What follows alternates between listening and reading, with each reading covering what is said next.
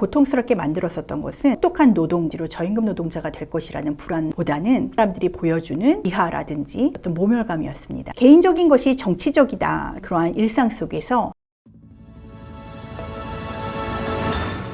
안녕하세요. 이교수의 책과 사람 크리에이터 서울대학교 인류학과 이현정 교수입니다. 네, 오늘은 제가 아주 재밌는 책을 가져왔습니다. 바로 수없이 많은 바닥을 닦으며 라는 좀 흥미로운 제목인데요. 이것은 청소 노동자가 쓴 이야기예요. 그러니까 청소 노동자가 자기의 삶을 일기처럼 쓴 책인데요. 이 책을 발간한 이후에 많은 사람의 사랑을 받게 되고 우리나라에도 번역이 되어서 나왔습니다. 작년에 나온 책인데요. 저는 최근에 읽어보게 되었고요. 여러분께 이 책을 소개해드리기 위해서 가지고 나왔습니다. 청소노동자가 글을 쓰고 문학을 사랑하고 심지어 세계 정세에 관심을 갖고 인간의 존엄성에 대한 철학적인 성찰을 한다면 여러분들은 어떻게 생각하시겠어요? 그게 좀 낯서신가요? 청소노동자라는 직업 때문에 우리가 가지고 있는 편견 때문은 아닐까요? 이 책은 바로 청소노동자가 어떻게 깊이 있는 생각을 할 수 있고 그 고민이 세계 전체 인류, 민중에까지 퍼져나갈 수 있는가를 잘 보여주는 책입니다. 이 책은 우리가 주변에서 만날 수 있는 여러분들이 사실은 우리의 편견과 다르게 얼마나 깊이 있는 생각을 하고 또 남다른 성찰을 가지고 있으며 또 주변에 많은 사람들에 대해서 관심을 갖고 있는지를 보여주는 책인데요. 그렇다면 이 책의 내용이 어떤지 우리 한번 들어가 볼까요? 그녀는 가난으로 인해 초등학교 6년을 다닌 뒤에 더 이상 상급학교에 진학하지 못했어요. 그리고 22살이 되던 시기에 굴착기 작업을 하는 그런 사람과 결혼을 해서 무려 5명의 아이를 낳았고요. 그 이후에 39에 이혼을 했습니다. 이혼을 했지만 아이가 무려 5이나 된 여성이었기 때문에 그녀는 매일같이 일을 해야 됐어요. 그런데 그녀가 할 수 있는 일은 청소 노동밖에 없었답니다. 왜냐하면 그녀는 학력도 아주 적고 그리고 가진 딱히 재산이라든지 그러한 관계들도 없었기 때문이었죠. 그러나 그녀는 배움에 대한 열망이 너무나 남달랐습니다. 혹사하는 노동을 하면서도 끝나고 나면 야간 학교에 가서 공부를 했어요. 어렸을 때 배우지 못했던 국어라든지 산수라든지 역사라든지를 배우면서 또 틈틈이 신문을 읽었죠. 또 돌아와서는 다시 아이들을 먹이고 씻기고 재우는 그러한 일들이 계속되었고요. 그녀는 51세가 되던 시기에 그녀가 써두었던 일기를 바탕으로 한 일기소설로 데뷔를 하게 됩니다. 일기소설이라는 것은 일기에 바탕을 두었지만 그 이야기거리가 매우 흥미진진하기에 일기소설이라는 새로운 장르를 개척했다라고 할 수 있는데요. 이 책은 스웨덴에서 많은 인기를 얻었고 그리고 나중에 2009년도에는 스웨덴의 고전 중 하나로 선정되기도 했습니다. 우선 당연하지만 청소부의 삶은 노동이 가장 그녀를 힘들게 했습니다. 학력도 낮고 임금도 적은 그러한 청소노동의 일은 혹독한 그러한 노동의 시간들이었는데요. 그녀는 적은 임금을 받으면서도 아주 넓은 지역을 청소해야 했고 그러한 일 때문에 항상 허리에 통증을 겪고 하지 정맥류라든지 아니면 신장 결석과 같은 병을 얻어야 했습니다. 한편 저임금 노동자로서 사는 그녀에게 이 노동조차도 안전하지 않고 언제든지 해고가 될 수 있다는 점도 문제였습니다. 당시는 노동조합이 제대로 만들어지지 않았고 만들어졌다고 하더라도 경영자들의 그러한 목소리에 대항할 정도로 힘이 있지 않았는데요. 따라서 그녀가 어떤 청소노동과 관련해서 힘든 일이 있다고 하더라도 노동조합이라든지 다른 사람이 그녀를 대변해 줄 수가 없었어요. 또한 그녀는 자기 아이들이 엄마와 같은 저임금 노동자의 엄마를 만났다는 이유로 역시 마찬가지로 저임금 노동자가 될 것이라는 생각에도 많이 괴로워했습니다. 그러나 그녀를 더 고통스럽게 만들었었던 것은 이처럼 혹독한 노동과 고용 불안 그리고 아이들이 자기와 마찬가지로 저임금 노동자가 될 것이라는 불안보다는 그녀에게 주변 사람들이 보여주는 어떤 비하라든지 그녀가 느낄 수밖에 없었던 모멸감이었습니다. 건강이 좋지 않던 어느 날 그녀는 사회복지사를 찾아가게 되는데요. 당시에 스웨덴은 어떤 긴급 구호를 위해서 사회복지가 아주 잘 되어 있는 나라라고 선전을 하고 있었습니다.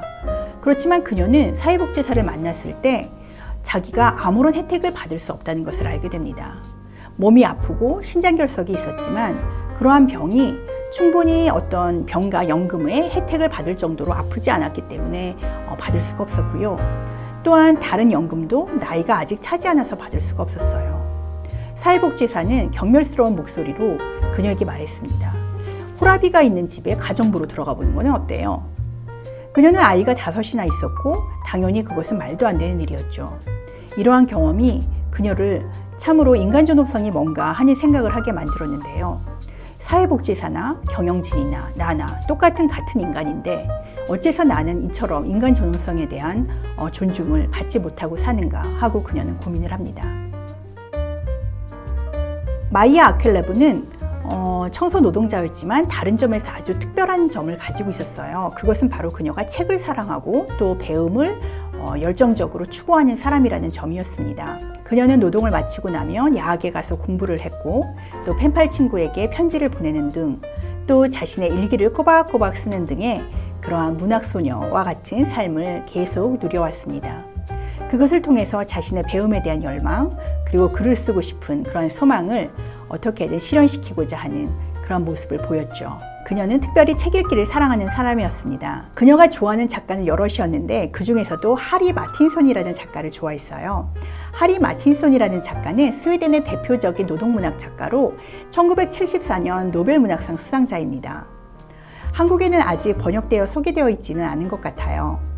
그녀는 하리 마르틴손의 작품을 읽고는 확실히 가난한 사람은 부자보다 시기심이 더 많은데 가난한 사람은 가장 간단한 일 앞에서도 결핍의 불안이 많기 때문이다. 그리고 자주 이런 결핍 때문에 가난한 사람은 자기에게 없는 모든 것을 과대평가하고 무한히 많은 것을 과소평가한다.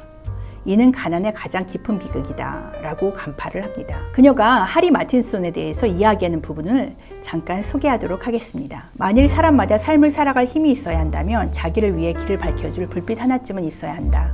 내 빛은 오랫동안 작가 하리 마틴손이었다. 마틴손은 굴욕을 견뎌낼 수 있었다. 그렇다면 나 역시 굴욕을 이겨낼 것이다. 마틴손은 저 밖에 서서 부자들의 웃음소리를 들었다. 그러므로 나 역시 밖에서 그 일을 해낼 것이다. 마틴손은 무기력해지지 않고 가장 비천한 일들을 해냈다. 따라서 나 역시 청소용 양동이에 익사하지 않고 내가 맡은 청소부 일을 해낼 것이다. 이 책의 원제는 청소부 양동이로부터 보고입니다. 그래서인지 이 책에 청소부 양동이에 대한 이야기가 나왔었던 것인데요. 그처럼 양동이로 상징되는 노동에서 어떻게 그녀가 일상을 꾸려갔는지 우리가 좀 더 자세하게 알아보도록 하겠습니다. 이 책의 시대 배경은 1967년부터 1969년까지로 이 당시에는 세계에서 많은 사건이 있었던 기간입니다. 한국전쟁 이후에 한반도에 위기 상황이 있었고 베트남 전쟁이 있었으며 또 유럽에서는 68년 5월 혁명이 있었고 또 중국에서는 문화혁명이 있었던 때죠. 마리아 아켈레브는 이러한 정세에 직면하여서 신문을 꼼꼼히 읽으면서 당시의 세계에서 고통받는 민중에 대한 이야기를 합니다. 개인적인 것이 정치적이다라는 그런 페미니즘의 구호도 있는데요. 마리아 아켈레브는 마치 그 구호처럼 정말 개인적인 그러한 일상 속에서 정치적인 어떤 관심을 키워나갑니다. 매일 노동하고 아이를 키우는 바쁜 삶이지만 그녀는 심지어 시위에 참여하기까지도 합니다. 관련돼서 일부분을 읽어보도록 하겠습니다. 지난 토요일 시위는 잘 진행되었다. 우리는 14명이었다. 전단지 배포 등의 일을 모두 마친 후 나는 인구가 4만 명에 육박하는 도시에 더 많은 사람이 나오지 않는 것이 조금 이상하다고 생각한다. 미국은 베트남에서 나가라라고 쓰긴 피켓을 들었다. 이것은 지금 유일하게 중요한 일이다. 그녀는 또 스웨덴에 와 있는 이민 노동자에 대해서도 안타까움을 표하는데요. 이 부분에 대해서도 한번 읽어보도록 하겠습니다. 이번 주에는 핀란드 청년 한 명이 부당 해고를 당했다. 경영진은 사소한 규정 위반을 해고 사유로 제시했다. 내 생각에 경영진은 노동자들에게 설명할 수 없는 척만 할 뿐이지 사실 경기가 나쁘다는 점을 노동자들과 대화할 수 있다. 노동자들이 모든 악재의 원인이라도 되는 듯 간부들은 노동자들을 제지한다. 해고당한 청년은 성실한 직원이었다. 그는 토요일에 일이 없었다. 하지만 공장 측은 토요일에 근무 지시를 했으니 청년이 결근했다고 주장했다. 공장 측은 작업 지시서를 그의 사물함에 넣어두었다고 했다. 하지만 청년은 쪽지를 보지 못했다고 말했다. 청년은 월요일에 일터로 돌아오자 해고 통지를 받았다. 직장 동료들은 청년이 제때 근무 통지를 받지 못했음을 증명해 주었지만 경영진은 공장 측의 말을 믿었다. 따라서 해고되었다. 노동조합은 아무 손을 쓸 수 없었다. 일을 시작했을 때 청년은 노동조합원이 아니었다. 노동자는 그런 취급을 받았다. 청년은 돈이 떨어질 때까지 일자리를 찾으러 다녔다. 이후 청년은 핀란드로 돌아갈 수밖에 없었다. 청년은 이곳의 일에 만족하며 번 돈으로 핀란드에 있는 가족을 보살폈다. 이 일로 이번 주에 마음이 편하지 않았다. 마이아 아클레브는 아이를 키우는 삶을 그다지 좋아했었던 것 같지는 않습니다. 본인이 아이를 낳은 것을 후회한다는 말도 직접 해요. 사실 이러한 마음은 우리가 모성이라는 강력한 이데올로기 때문에 그런 생각을 하는 것이 금기시되지만 사실 많은 엄마들이 느낄 수 있는 감정입니다. 마이아 아클레브는 특히 가족대도라는 틀 안에서 자기 혼자 아이들을, 그것도 엄마라는 의무감에서 아이들을 돌봐야 하는 것에 대한 어려움을 표현합니다. 만일 엄마가 아니었다면 그 아이들을 훨씬 더 자유롭고 편안하게 대할 수 있었을 거라고 말을 하고 있지요. 그녀는 말합니다. 세상에서 가장 힘든 역할이자 가장 어려운 직업은 엄마로 사는 일 같다고. 그녀는 일종의 책임이 생기고 날마다 무능력을 실감한다고 합니다. 모성의 행복을 느낄 수 없다고 말이죠. 관련해서 한 부분을 읽어보도록 하겠습니다. 내가 한 모든 실패에 진절머리가 난다. 주로 엄마로 사는 것에 그렇다. 내가 우리 아이들 엄마가 아니었다면 나는 1000배도 넘게 이 아이들을 더 좋아했을 것이다. 그러면 지금 우리 사이에 있는 이 무서운 부모 자식 간의 격이 없이 아이들과 이야기를 나눌 수 있었을 것이다. 엄마와 아이 사이의 진짜 참된 관계는 왜 그리도 어려운 것일까? 이 관계는 양쪽 모두에게 일종의 의존 상태가 된다. 엄마는 책임을 느낀다. 아이는 엄마에게 일종의 기대감을 느낀다. 벗어나고 싶다. 네, 여러분 어떠셨나요? 수없이 많은 바닥을 닦으며 스웨덴의 한 청소 노동자의, 또 여성이자 아이를 키우는 엄마의 일기이자 소설과 같은 이야기였는데요. 그녀가 쓴 많은 내용은 제가 오늘 말씀드릴 것만으로는 충분히 다 소화할 수는 없을 것 같네요. 정말 많은 이야기들이 나와 있고 전 세계 각 곳에 그러한 민중들의 삶에 대한 아픔과 공감과 그리고 어떤 보듬는 마음들이 나와 있습니다. 또한 일자리 속에서 힘들었었던 점들, 그리고 아이의 엄마로 살면서 어려운 점들에 대해서도 세세하게 나와 있고요. 이러한 점들에 대해서 자세히 그리고 아주 솔직하고도 담백한 언어로 표현하는 이 책은 여러분들이 꼭 한번 읽어보시기를 제가 권하고 싶습니다. 우리의 삶과도 어떤 점에선 참 많이 밀접하기도 하고요. 또 우리의 노동자로서의 삶, 또 엄마로서의 삶, 그리고 또 세계의 한 곳에서 사는 사람의 삶으로서 여러 가지를 공감할 수 있거나 또 성찰해 볼 수 있게 하는 책입니다. 여러분, 오늘 영상이 좋으셨다면 좋아요, 구독, 알림 설정 부탁드리겠고요.